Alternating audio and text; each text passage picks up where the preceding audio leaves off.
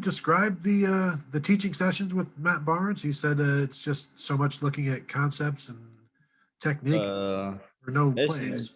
Basically, I think the biggest change right now is just like the extra details, like being detailed in everything we do, as far as like footwork and the way we may flip our hips or stuff like that. And just really just breaking down the game and making sure like we understand what we need to do and when we need to do it. Alrighty, next we'll go to Joey Kaufman, Columbus Dispatch. Josh, how much more comfortable do you feel back there at safety, and just where do you feel you've made the most strides at that position in the last year? I'd say I'm pretty comfortable. I'm confident in what I do and my abilities, and I know I work hard, so I'm very comfortable back there. And what was the other question you had? I'm sorry.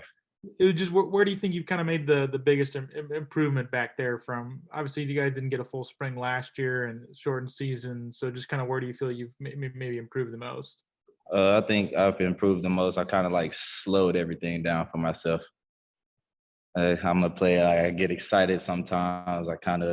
My eyes get going everywhere, and I start thinking about it a lot. But I think I've slowed down. I've improved on my leadership, like bringing the younger guys along, like trying to help them out, and just basically just being that leader, like taking over that role. All right, we'll go next to Tim May. Tim. Yeah, Josh, how long did it take you guys as a group to kind of get over that Alabama game? And what do you sense is going to just be different about you guys as a group going into this season, especially this spring and stuff? What have you noted that's a lot different? I mean, some of you guys are much older and wiser than you were this time a year ago, obviously. I feel like coming into these workouts, we've kind of came in with a chip on our shoulder.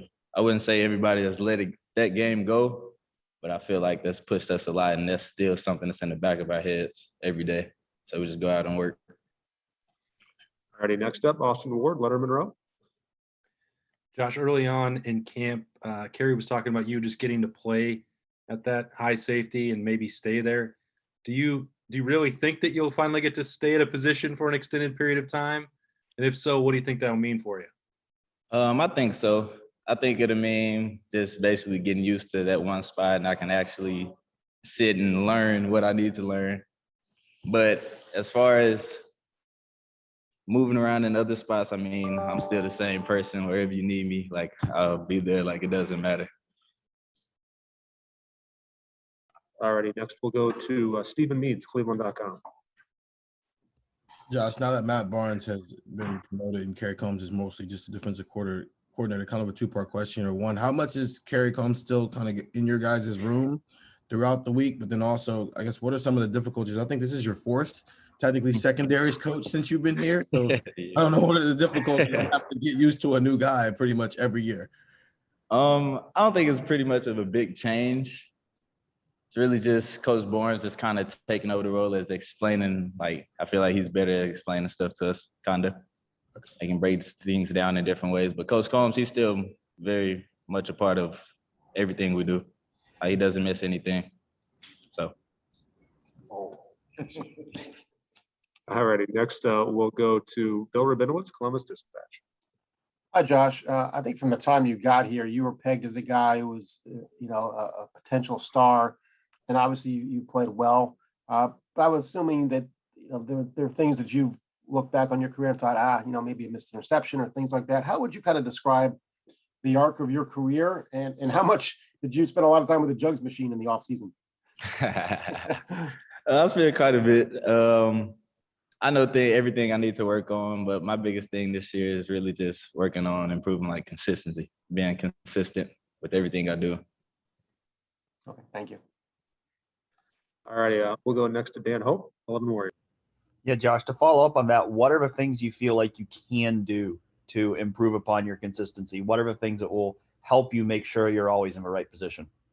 Communication, staying in the film room, just learning everything I can, take as much as I can away from Coach Barnes. All righty, next up, Patrick Murphy, 247. Josh, we've heard a lot about Latham this offseason, and obviously we saw him at the end of the season, come in some big moments. What have you seen? How is he developing, and what kind of player can he be for you guys next year? He's actually developing pretty fast. He's going to be a guy I feel like a lot of people are going to hear about next year. Like even after last year, yeah, he played a bit at the end of the season, but I feel like that kind of boosted his confidence. And he kind of came into this off season also improving stuff and with that chip on his shoulder, wanting to be better. All right, we'll go next to Nathan Baird, Cleveland.com.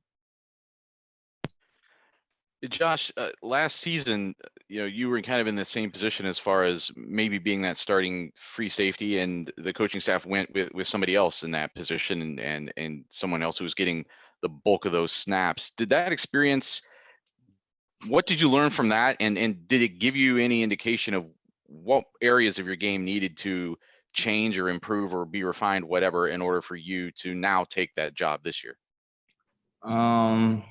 Like I said earlier, I think it was really just being consistent and always being in the right spot and knowing what I'm supposed to do and not trying to make that big play or do everything by myself, really.